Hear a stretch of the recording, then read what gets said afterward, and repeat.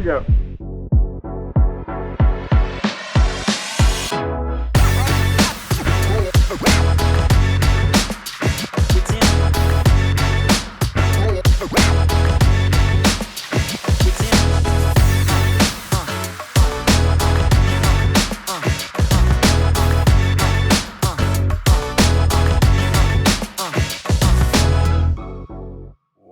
What's up, folks? Welcome to episode 9 of the Kickin' It with Killboy podcast. I'm your host, Daryl Cannon. This is my lovely co-host, Lori Cannon. And we are coming to you quasi-live, previously recorded from Fontana Dam Pavilion here. Might have a little bit of an echo. We've got this cool wooden structure over top of us.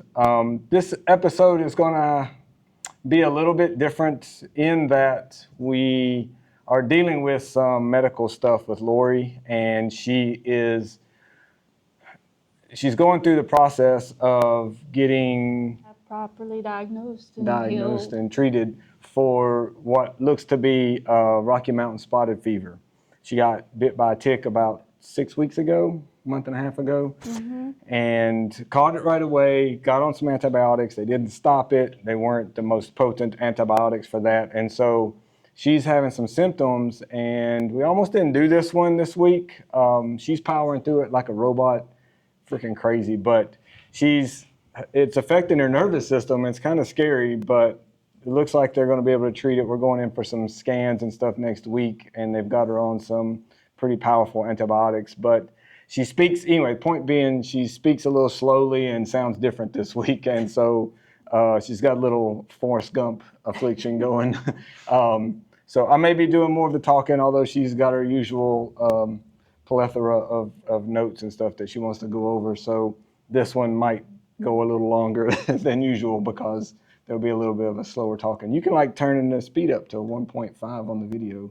Maybe I'll slow my voice down, and then when you turn the speed up on the playback, it'll sound normal.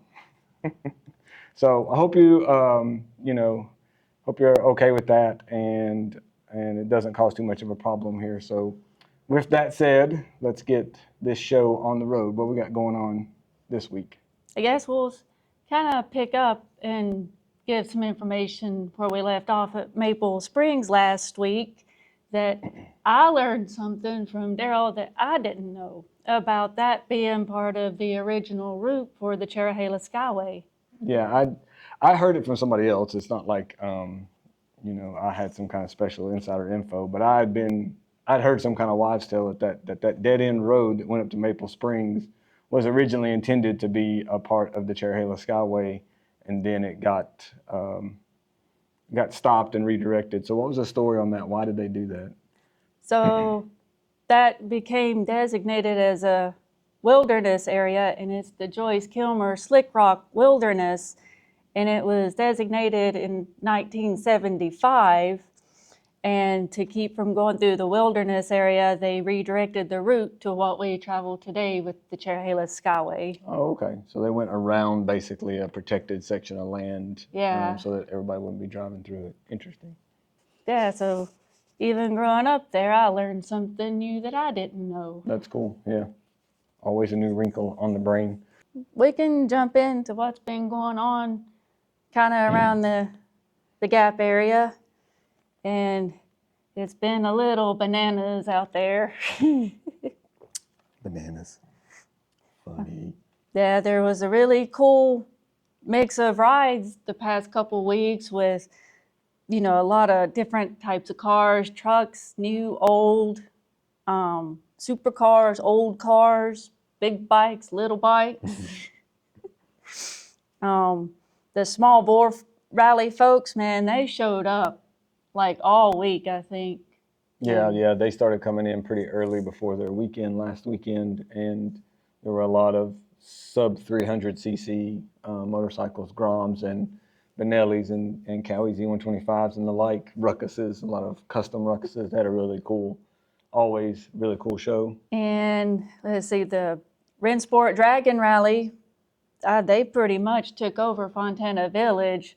It was a Porsche extravaganza when we came over for that. Yeah, Josh Vandergriff hosting those, and he said it wasn't as big as their fall events. I think he said sub 200 cars, but still, there's a lot of Porsches. And I guess the hot topic or controversy was the Cherohala Challenge. Bicycle ride, yeah, which it really didn't result in very much of a disruption from what I could tell, but I think we went through and got some footage that we can cut to showing some of the bikes coming through. We kind of got in there mid to late part of the ride, so there wasn't a whole lot still in there. I think it was rainy that morning too, so I don't know how that affected their turnout, if they had as many as they normally would. They ended up having You would around know the numbers. 300 cyclists from 12 states. Not all of them did the big loop. Right. Some of them did the shorter ones, the Daryl runs. I couldn't even do that. Yeah, I would get like 20 feet out and be like, okay, I'm good. And I think the event probably caught a lot of people by surprise, maybe. They weren't aware that was going to be going on. So in the future, it usually happens in the 1st of June, and you can keep an eye on the Tail of the Dragon event calendar, and it will show it on there is the Cherohala Challenge. Does it say bicycle ride or something on the event calendar? I don't know. The word bicycle is on there. Because if you're just skimming over the thing and you see Cherohala Challenge, you might just think, oh, that's some kind of motorcycle thing. Yeah. So hopefully it says something on it about a bicycle ride. But yeah, always keep an eye on the Tail of the Dragon calendar when you're planning your trips.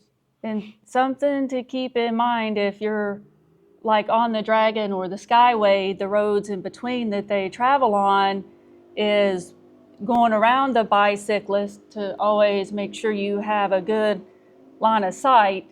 And if you're in the oncoming lane, to be mindful and look for people that might be going around in not the wisest of spots. You can't count on people to do the right smart thing. So sometimes, it's frustrating to get behind the cyclists when they're going uphill, although they carry a lot of speed going downhill. But it's probably safer to be going with them than going against the grain when the bicycles are going by, because inevitably there's somebody that's trying to get around them that's doing it in a blind turn or a place that's not safe, and it can cause problems. But there wasn't any issues as far as I know with this year's event. It went smoothly. So kudos to those guys for braving that ride itself, and the weather, the forecast was a little drizzly. I'd imagine that kind of feels pretty good. I bet if you're sweating it out on one of those bicycles and it's not raining too hard, it's probably pretty nice. And even some of the guys still had enough oomph left in them when they got to the photographers on the Dragon to pull a few tricks. Yeah, there was some wheelies, and I wonder what the laws are in Tennessee for doing I know on a motorcycle, if you do a wheelie, it's a big deal. It's a misdemeanor or something. But if you're on a bicycle, but it's still on the federal highway, are you allowed to do a wheelie? Ooh, that's food I guess for since it's not a licensed vehicle, it probably doesn't fall under the purview of that law. But yeah, good show. Good to see those guys out there. They were hooting it up for the cameras and yelling. I always get my Killboy photos and stuff like that, so that was really cool. Good customers. I mean, we're in it for the business, don't get me wrong, but honestly, enjoy seeing those guys out there having fun. It's just once a year, And another kind of non-motorcycling event that's going to be coming up on June 21st that can affect your ride or the flow of traffic is going to be a Cheoah River release. And if you've been here during one of those, you've noticed an abundance of rafters and kayakers on the side of the road between Robbinsville and Topeka. Yeah, so this will be 129 south of the Dragon. They'll be rafting along that river there. It's like 7-mile long section. Is that correct? I know you've got it all statistically wrote down a bit. Don't correct me. 9 miles. Shut up! All right, so it's a 9-mile section. How long does it take them? What you got for stats? Am I allowed to talk at all? You just have all the statistics. Actually, I know how long it takes the water, but I don't know how long it... I imagine they pretty much flow with the water. So that's, how many hours? I think like 3. 3 hours? Yeah. Yeah. That's pretty quick, covering 9 miles in 3 hours. Yeah. If it was 9 miles an hour, it'd only take 1 hour. So we're going about 3 miles an hour. Yeah. But yeah, just be careful down through there. You know, we're still blessed with that road having a reasonable speed limit, and I wanted to keep it that way. So any kind of incidents along there is going to cause a problem with that in that regard. So let's just be careful down through there. And when you see the people kayaking along the river there, but it's only that 9-mile section. Yeah. So when you come down from the beginning of the Skyway towards Joyce Kilmer Forest in the Maple Springs Overlook that we were at last week, you can turn on to Joyce Kilmer Road, and that's where the dam is that feeds the river to allow for the rafting that What's they that dam do. called? I call it the hidden dam because it's hard to see, but it's actually Santitla Dam.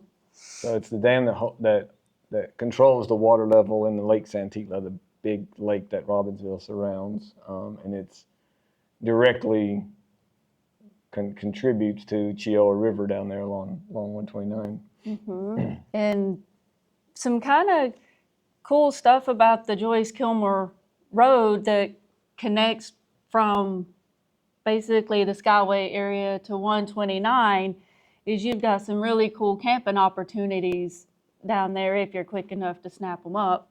Yeah, I think they're just first come, first serve. I don't think you got to go through a government website or anything.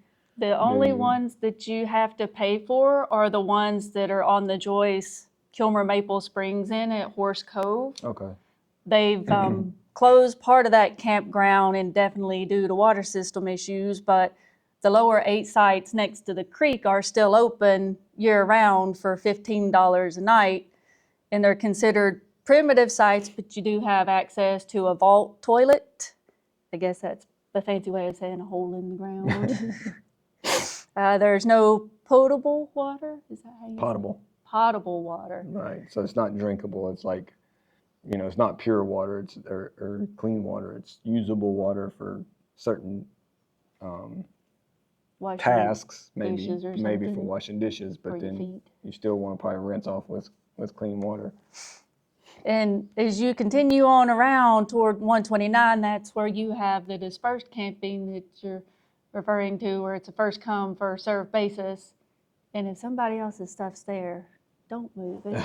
That's not cool. Don't mess with people's things. Yeah, they're usually single tent campsites. Although I think there's a couple that are a little bigger, maybe like a couple tents. But they're some of the, to me, they're the coolest camp spots in the county along that road, and we got some footage and stuff that we'll show here as we're discussing them. But really pretty places out in the middle of nowhere. Then if you are bringing something like your boat or whatnot, there is a boat access around the road, AV branch, that you can put your boat in and take it around to your campsite and I guess tie it off to a tree or something so it don't float away. Tie it off like a horse.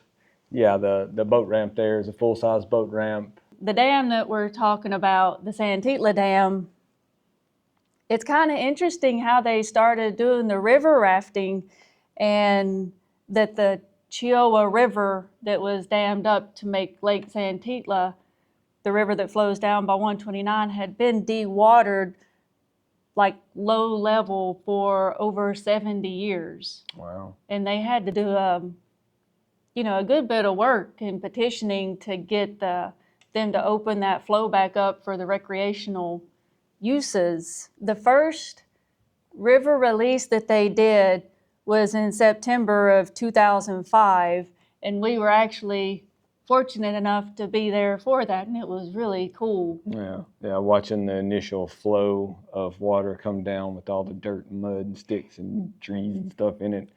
It took a day basically for that water to get clear.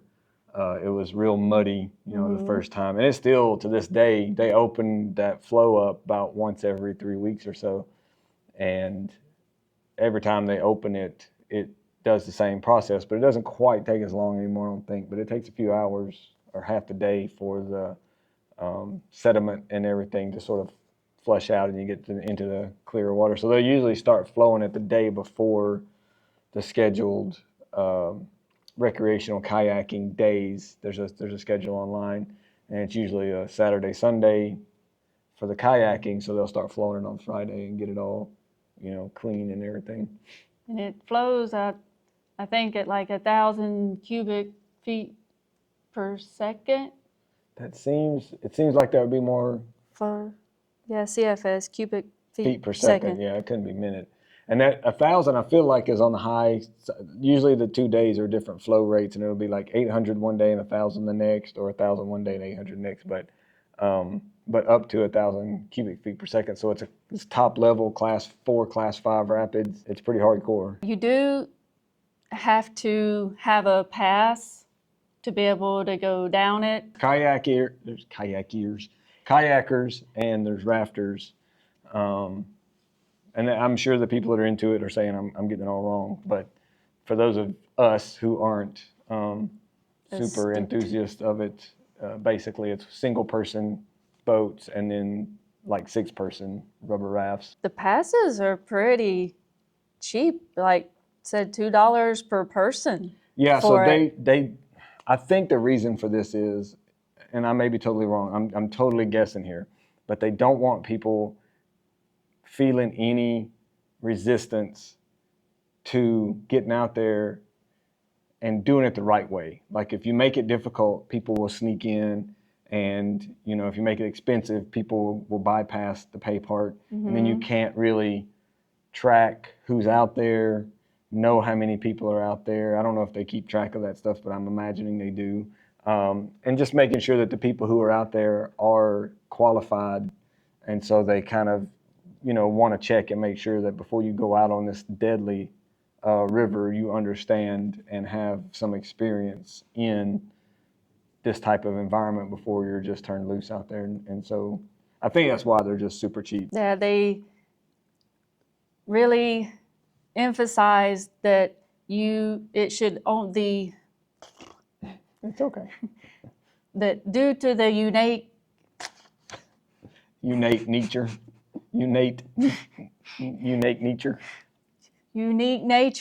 of the river during the high flows, that it should really only be attempted by advanced and expert paddlers, and they want you to have some experience in self-rescue out there, because it's pretty different from the other rafting opportunities in the area like the Nantahala or the Ocoee, in that this is not a free-flowing river at all times.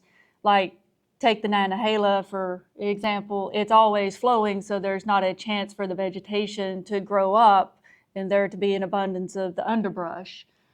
That's what makes the Cheoah more dangerous than the others, and why they don't want people just going out willy-nilly down through there and getting themselves caught up, because as you'll be able to see it from some of the footage, there's a good bit of underbrush and you get tangled in that, and that makes for a really bad day. Yeah, I think it's safe to say that there's a high probability that anybody that goes down that river in a single passenger kayak will end up upside down at some point.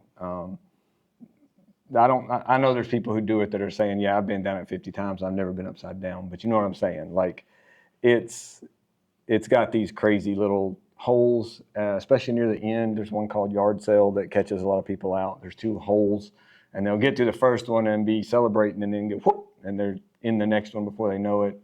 I've been down there shooting. I've rescued a few people out of it. I bought a rope bag when I was shooting on the side of the river there, because it was such a common occurrence for people to get sort of sucked into those holes and need rescue. And I was, there and felt like it was the right thing to do. So pulled a few people out, and they would talk about, the problem is it's 2 in a row that are just, if you're not ready for it and used to it, it gets you. So there's a lot of stuff like that on that river that I think is different, like you say, from the other more tame options. They've done some, pretty cool stuff for the rafting, and making the additional put-ins and takeouts that are really nice that there was no reason for them before. I wonder how that affects the control of the ticketing part. Like if you can go to all these different places and they're not necessarily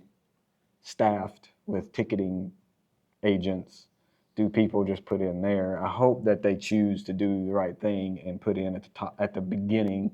But there's some places on down through there where you can get out, get in, and observe, watch the show from these platforms that I think are pretty nice that they put those in. They're really well built. Oh, and in the last podcast where we had pointed out the pipe that you could see that goes over 129, that pipe originates at the Santitla Dam that feeds the river where they control the flow for the rafting. Well, that pipe is, if you think about it, it's the guilty party that was ruining the party for everybody. So they were sending all the water through that pipe to maximize the generation of electricity at the power station on 28, and it was cannibalizing it out of the Cheoah River to the point that it was practically dry. But like you said, now after some back and forth with some groups of folks that wanted to be able to use the river for recreational purposes, for potentially fishing, although we hardly ever see anybody fishing on it. I don't think the fishing is that great on it. Then what Daryl was saying about the pipe was kind of the buzzkill. The reason that it was there was to make electricity. Mm-hmm. Yeah, they couldn't build a power station at the base of Santitla Dam. I need to know the full story. It'd be cool to have somebody from TVA planning from that, not from that era, but that knows about planning from that era to confirm. But I'm assuming that they went through a lot of trouble to send water all the way across the county via this pipe and to a power station on 28. And they could have put a power station at Santitla. If they could have put one there, that would have made it a lot easier. So I'm imagining it was going to be too difficult to fit the power station in there and get the lines run to where they needed to. So they run the water instead all the way across the county, and that pipe goes over 129. It's the one you drive under between the Dragon and Robbinsville. Yeah, and like I said, ultimately ends up with the Reimers Ferry power station, which is the one you can see as you go across Highway 28. And hey, look, it's right there. Oh. That's the shot. I looked. Yeah, they built the Santitla Dam.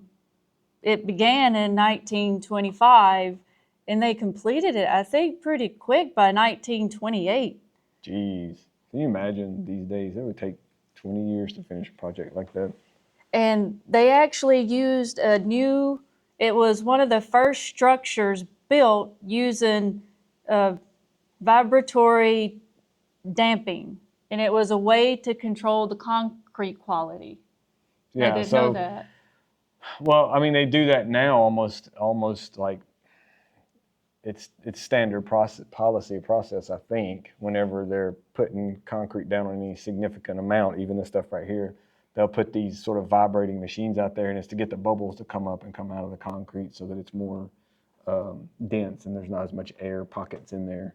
I've so the heard vibration of stuff. People getting creative when doing their own home projects and needing to get bubbles out of concrete. Really? We'll let you mind kind of fill in the blanks there. Yeah, so that dam, the Santitla Dam, was actually listed on the National Register of Historic Places in 2004. I didn't know that till I started researching for this that podcast. Lake has won several awards and been chosen as, the top this and top that. It's a crazy pretty lake. Take a guess on how many acres the Lake Santitla is. I have no idea. It seems like I knew that, and the mileage of the shoreline and everything. It's pretty massive. Oh, I didn't get that. Yeah. I have the acreage though. Yeah. It's 2,881 acres. That doesn't seem like that much. I would have thought way more than that. 2,800 acres. Yeah. It's not quite as, Fontana Lake's a lot bigger, but and we'll get into that in a future episode. We're building up to it. We're gonna go boating.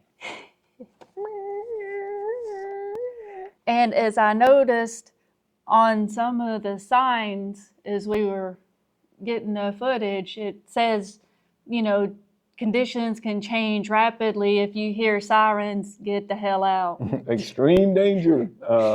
Yeah, if you see anything changing while you're at the downward side of any of these dams, they can open up the gates to allow overflow or to generate electricity at any time. Be aware of your situation. Take the earbuds out. When you're down around the bases of these dams, things can change. They're working on Cheoah right now too. They're working on Cheoah Dam, Fugitive Dam, replacing some gates or something, looks like, or working on them. So they're kind of out in the road when they have to be, and they've got people and signs and stuff saying 1-lane road, because they've got a crane up there that has to put the outriggers out into the highway, I think. It's right up against the edge of the highway when they're not working. And I'm sure that when they're reaching over with their arm to pick those gates up, they're putting the feet out first, and those have to be in the road. So right now we're dealing with some construction on 129 south of the Dragon by Cheoah Dam, and just be aware of that. But there's plenty of signage as you approach. They've got the electric signs and they've got the electric arms and stuff that are managing the traffic flow. Oh, speaking of all that, are we going to talk about Cheoah?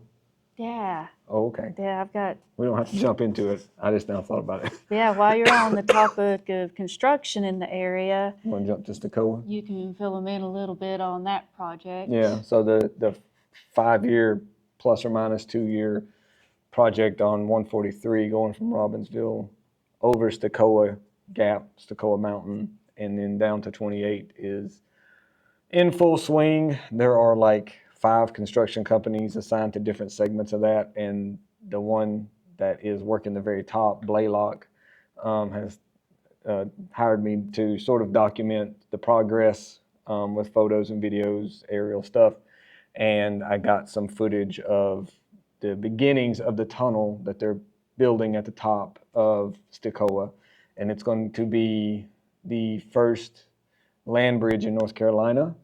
The Appalachian Trail will go across the top of it, so the Appalachian Trail will be slightly modified, basically, because they used to walk across the road, and it was a tricky place to cross the road. It was in a curve, and it's blind, and so this will be a good thing. And then the animals will be able to cross over as well if they are smart enough to use it. You can't control what animals are doing, but it's a pretty big deal, especially for Robbinsville. So I got the chance to fly the drone through it for the first time and see those guys up there bolting the segments together. I didn't know how they were going to do it, so it's kind of cool to see. They're just doing it. It's in, well, I say little segments, but they're actually freaking 6 feet long.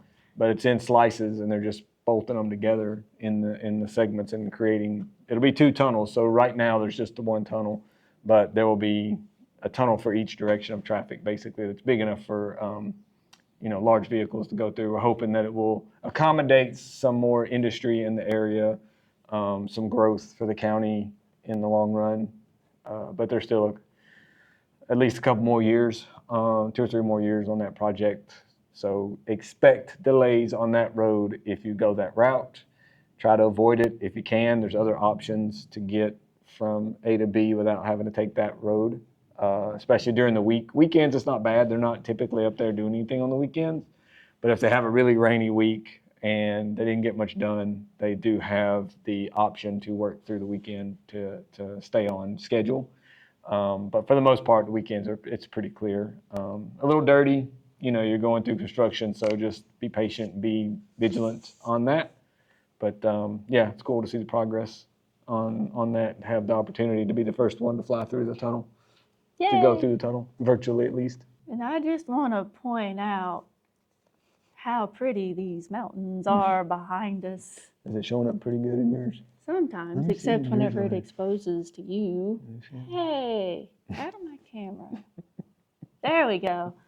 Now we can see the pretty Smoky Mountains back there. Hey, maybe if I get out of it. So, kind of give you a little extra tidbit here that I dug up on. I honestly do not know what she's going to say when she does this. Like, I'm just as curious to know what are you about to say next as you guys are, because she does all this and we don't really, she doesn't want to burden me because she loves doing these podcasts and I enjoy making them, but I don't want to dive into the things that she dives into. She loves digging up interesting facts for you guys and loves the feedback. So please, while I'm thinking of it, interact with this video if you can. We really appreciate it. It keeps us from having to do silly stuff like clickbait and goofy titles and things like that. If you just interact with it, leave a comment, leave a like, share the video is a big, big, big thing. And of course, subscribing if you aren't. We really appreciate you guys interacting in some kind of way. It helps us out a lot. So with that being said, what is today's surprise topic of discussion that you're about to hit me with, unless I already know about this? I don't know, but I hear that Yeah, there's thunder some rumbling thunder in the background. There's some angry looking clouds up there. So it's like, as everybody kind of knows, we're in the Appalachian Mountains. Good job. And, kind of the area around here is known as being, part of the Great Smokies National Park. And did you know it has like 11 million visitors a year? Yeah, the Great Smoky Mountains National Park is the most visited park in the country by far. It's like the next 3 parks combined don't even equal the number that comes through the Great Smokies. Yeah. And the reason, So why is it called the Smokies? So, let's see. I'm sorry, I didn't want you to jump ahead. No. I was trying to figure out where I wrote it in the notes. But, so like, the Smokies part, it constantly, it looks like there's a blanket of fog or smoke over the mountains. So you were telling me this the other day, and I just want to preface this. I always thought it was because of the moisture that was kind of hanging around as a result of this place getting so much rain, and the trees and everything sort of giving off some of that. But there's more to it than that. And she was telling me that. I didn't know this. So yeah, hit me with it. I found my notes on the back of the It was card. on the back side. Forgot they were on the back side. So, originally the Cherokee people that inhabit the area, I can't say the word in Cherokee, and I'm not even going to try to attempt it right now because I don't want to offend nobody.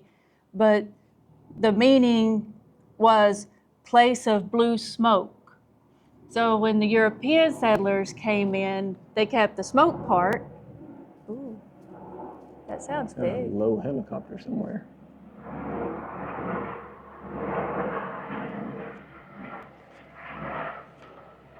Somebody's flying over. So yeah, when the Europeans moved in, they kept the smoke part of the name. And that's how it became the Great Smoky Mountains. And so the reason that it gives off the haze that it does, it's caused by the vegetation that emits a volatile organic compound, particularly the evergreen trees. And whenever that compound is released and it combines with the humidity and the sunlight, that's what creates the haze that we see on the mountains, and why it might be hazier some days than others is there might be some more moisture in the air, more light, more chemical release. Of that compound, yeah. So it does have something to do with the moisture, but it's also a combination of what gases and stuff comes off the trees basically as they are doing their thing. That's pretty cool. I didn't know that. And I wonder if that's kind of why sometimes we've had friends come that live from out of here, and they'll talk about the smell and how it smells different, almost kind of like a decay smell in the forest sometimes, and I guess we're nose blind to it. I'm betting that's what it is, that haze that's created is probably from the decaying trees and vegetation as it's been breaking down and giving off those gases. I bet you that's what it is. And yeah, I can smell it sometimes too, but especially if you've been away for a while and you come in here, it smells like, just rotting trees. The word rotting doesn't register as a positive, but it's not like a rot, like a meat rot. It's decaying trees and foliage. It has a certain smell to it. The Smoky Mountains is part of an international biosphere reserve. and it has the densest black bear population and the most diverse salamander population outside the tropics. I didn't realize we had that many lizards here. So the densest black bear population probably in the world. And the densest tree branches falling on our head So I hope population. that's not a black bear coming out to prove it. Hey, boo-boo, I heard my name. We got no picnic baskets for you, Yogi. So, kind of getting back into the motorsports aspect of things. Coming up also on June 21st, when they're having the Cheoah River release, is going to be a dragon rally by Smoky Mountain Drives, and they cap them at 50 cars. So if you want to get in on that, you better hurry. Basically once a month, right? Yeah. Yeah. Oh, and if you want to get in, the RennSport that we had talked about, if you missed the spring rally, they do another one in the fall in October. That's the bigger one, typically with 200 plus cars, 250 cars. So I think he limits it now too to 250 or something. So, and they break up and they go off in different drive groups. They had it was like 12 different drive groups on that last one. Yeah. They were split up by odds and evens and broken up so that everybody has a little breathing room. You know, they got a cadence in how they leave, so they leave in gaps, leave gaps between the groups. They may run basically two different routes, and depending on which group you're in, you'll go this route or that route.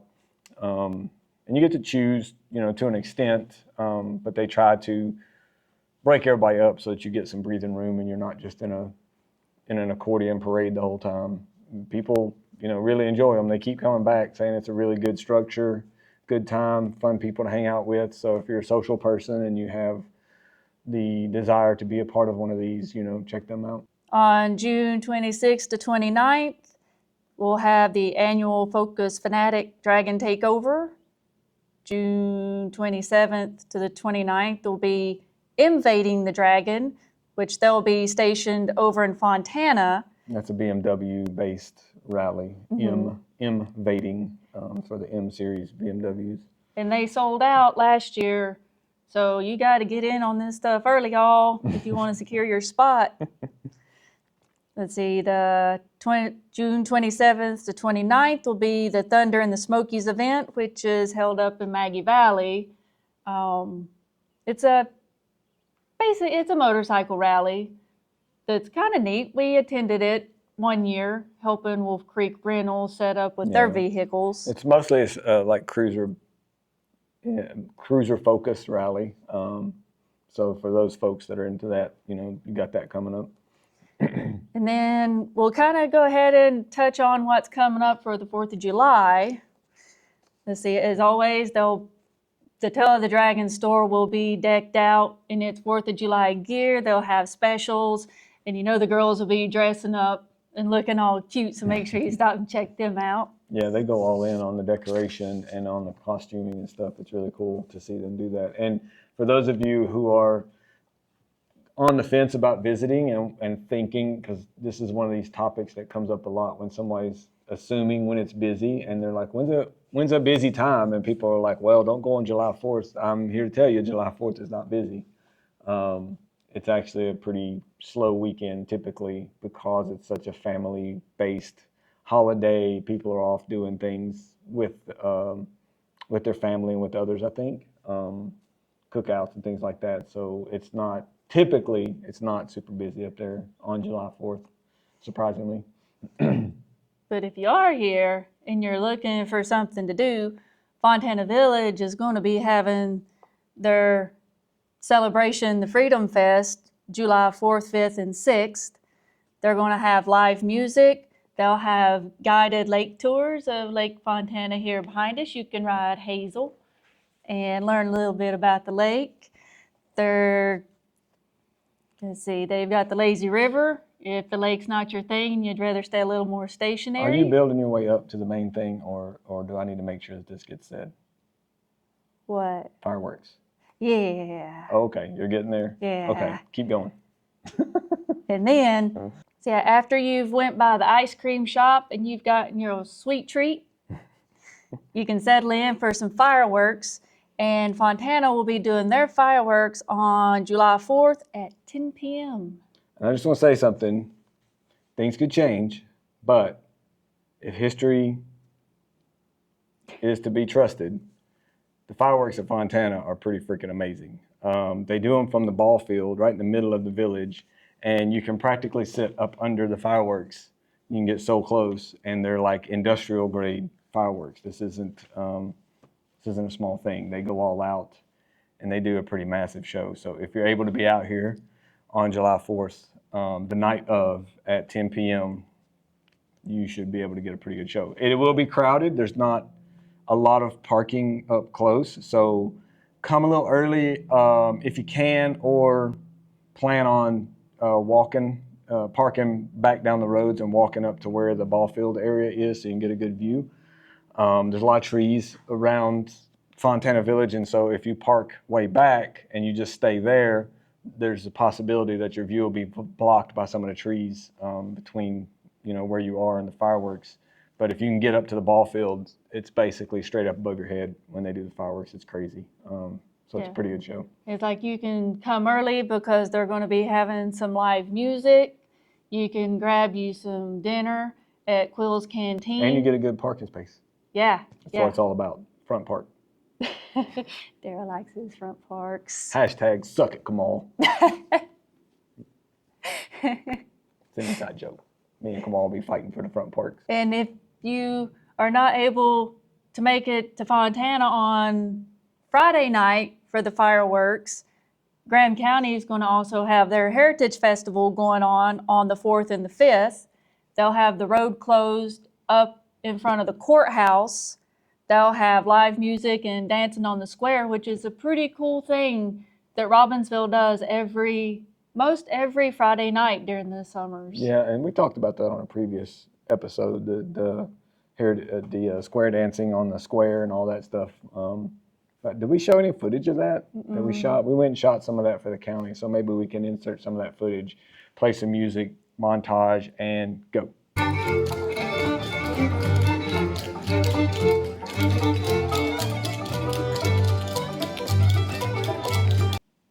All right, so we hope you enjoyed that. Coming back to the scene that we're at. But yeah, that's a pretty cool thing to get out and watch, and not many towns still offer that on such a regular basis. They have a pretty thick schedule of doing that almost every Friday night. Or like 3 Friday nights out of the month almost. So get to check that out if you're in the area. It's pretty cool. Those guys and gals are really impressive performers. I couldn't do it. So it kind of makes you pop your head. I don't have the coordination for it. Lord knows you don't. So no. But it's like if you want to check that out during their Heritage Festival, they'll have vendors there for local crafts. I believe there'll be some Indian fry bread places there. That was one of my favorites as a kid. I always loved that stuff. They're going to have games and contests, see who can eat a watermelon the fastest. And then on Saturday, June 5th, from 9 to 10 p.m., they'll be having fireworks in Robbinsville. And the fireworks will be set off from the high school, but there is no parking at the high school, but there's plenty of parking around town, and you've got a nice open view. So even if you're staying at some of the stuff in proximity to town, you should be able to see the fireworks from there. Mm-hmm. And if you're traveling with your pets, make sure you have them secured, because it breaks my heart every year when I see people posting up that their pet took off during the fireworks while they were visiting. Yeah, animals get spooked by that stuff, so just keep it in mind. Sounds obvious sitting here talking about it, but obviously it's not obvious because it happens every year. Somebody's dog, animal, monkey, whatever, runs off. Chi-Chi the monkey. Yeah. So I think at this point we're going to move to the tech talk part, where we talk about some of the gear that we use to do the things we do. And lately I've been getting some pretty phenomenal notoriety stuff with this tall camera setup that I've been using that looks like a drone shot off the car. So people are asking about the rig and how I did that. It's pretty much something that I have been dreaming up and working on and figuring out. I'm still adjusting some things about it, but I've got it pretty close to where I think I want it. So I'm going to show you a little bit about how I set up that shot and get that tall shot off the car. So let's go check that out.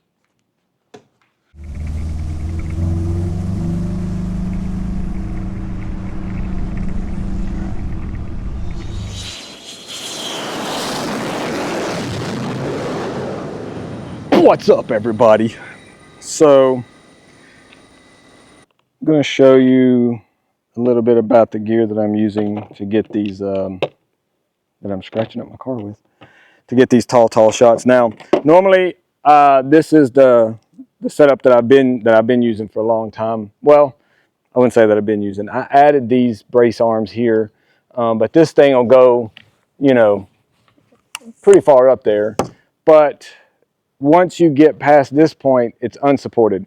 And I wanted to make a really tall rig that was triangulated all the way, or as close as I could get, to the point where the camera was going to be, so there would not be any unsupported sections that were just a single pole, because the triangulation on this one ends right here. This is a pretty good little piece right here. This is called the Fat Gecko, and it's triangulated also, as you can see, with 3 suction cups, cam locking, good stuff.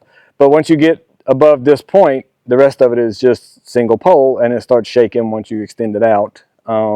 Added these are called magic arms. These things, if you're not familiar with photography stuff, they're just a locking arm that locks on each end on these balls, locks on these teeth in the middle, so you can loosen it, move it around, and when you tighten it up, it becomes very rigid. So this is a good setup, but I wanted something taller. I get people all the time asking me, you ever fly your drone through the Dragon? You ever fly your drone? So I wanted to just sort of mess with people, and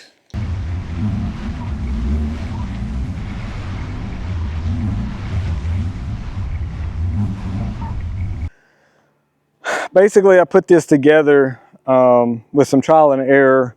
I wanted to start from the bottom with a really good suction cup system that uses pump suction cups. So these suction cups types are super strong. They are used to pick up panes of glass that weigh hundreds of pounds.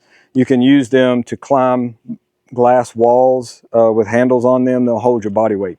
So, you know, people are like, you trust this whole thing with, or you know, we'll have our big camera rig and it's all suction cups. These things are crazy strong, but you do have to be sensible about them. But basically, they've got like a little red warning line, and as you attach them, the pump becomes sort of stuck inside, and now the red line goes away. And if you start to get a leak, you'll see that red line before you lose suction, hopefully, and you know that you've got a leak. So I'll put them on, I'll check them after like 15-20 minutes, and if I've got a leak I can tell, but I hardly ever do. I make sure I'm using you know, a good clean surface. So these suction cups came with a ball joint like this, but it was kind of janky.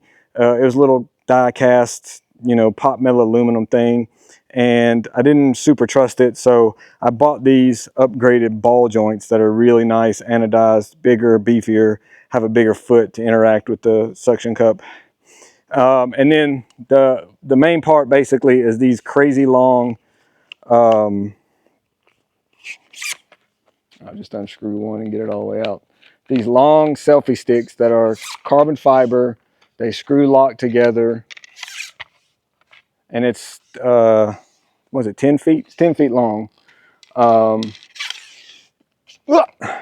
So yeah, this is how long these poles are. So I take these 3 poles, mount them in a triangle, and connect them at the top and put the camera up there, so they all come together all the way up at the top. Now, the way that I get them connected, I've been through a few different variants of this technique, and I used to have just like a ball clamp at the top that would go from one to the other, and it was kind of janky. Everything would move around, and I ended up running across this system. So this, I've modified it. I've cut these holes, these slots out of it, but basically these are designed for 3 of these type of ball mounts to go into, and they're very common with underwater dive rigs. So they'll put lights and handles and things on their cameras underwater. And so basically I use this to connect these 3 rods together, and then you just screw this clamp down and it squeezes these 2 plates to where they sandwich those 1-inch rubber balls that are top of each one of those very, very firmly. And then it had a 1/4-20 threaded hole in the top, so I used a piece of 1/4-20 threaded rod down through that hole, a little locking plate, and now I put the camera onto this. So my 360 camera goes on this. This whole system extends 10 feet up into the air on top of a car that's already 3 or 4 feet off, you know, where it's mounted off the ground. And so I get this like 15-foot tall view that looks like a drone flying through the Dragon, but it's really just this thing with the camera on top of it.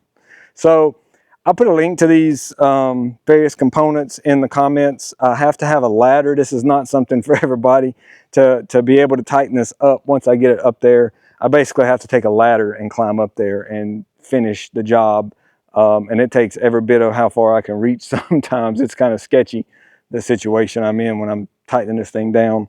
But that's how I've been getting that footage. This is the system that I built to make it happen. I typically use an Insta360. Well, so far that's all I've used is an Insta360 camera threaded onto this right here, and that allows me to control the angle. And the new Insta360 X5 camera is crazy good, comparable to GoPro level details with a 360 camera. So that's what I've been using when I put it up here on this bad boy. We're back. So I hope you enjoyed that, this episode. We're gonna wrap it up here before the rain moves in. It's starting to look pretty rowdy up there. The big giant flag at Fontana Dam is starting to get out there in the wind. But thank you guys for tuning in. Lori's got some closing parting words here as always, and take it away. Yeah, thank y'all for the love, the support, and the feedback that we've been getting. I appreciate the suggestions, and we've got to keep y'all entertained through the winter too. So some of those might be winter projects that we've already kind of got in our minds to work on. Yeah. And make sure you check out tellthedragon.com for their events. Check out the store during 4th of July if you want some specials. The RennSport Dragon Rally if you want to come hang out with those guys in the fall. And you can check out Smoky Mountain Drives if you are interested in any of the Dragon rallies that they have every month. And Graham County travel for the local events like the Azalea Festival that just happened and the upcoming 4th of July festivals. And check out Fontana Village for their 4th of July festivities, or if you've got a larger group, that's one of the only places in our county that can accommodate large, several dozen to hundreds of people in a group. And you got to make sure you check out the ice cream shop while you're there because ice cream. And while you're there, you might be interested in staying in a Killboy cabin. You can check out Club 129 for some exclusive content from this guy. And as always, Killboy.com for your dragon photos. Till next time, peace, y'all.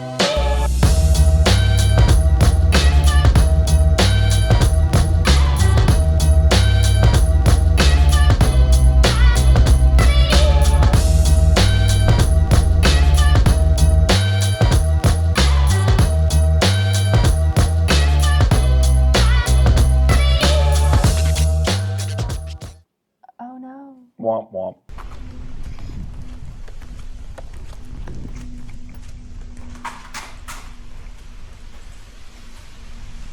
You look beautiful in the diffused sunlight, baby. Thanks, babe. So there's like a rainbow over here somewhere I can see with my glasses, but I can't see it with the naked eye. But I was just going to say, don't worry. The docs are going to get me straightened out. And hopefully next week, I'll be back to talking a little more normal, or next episode, I guess. But by the time we get this out, it might be next week because I'm a little slow. Anyway,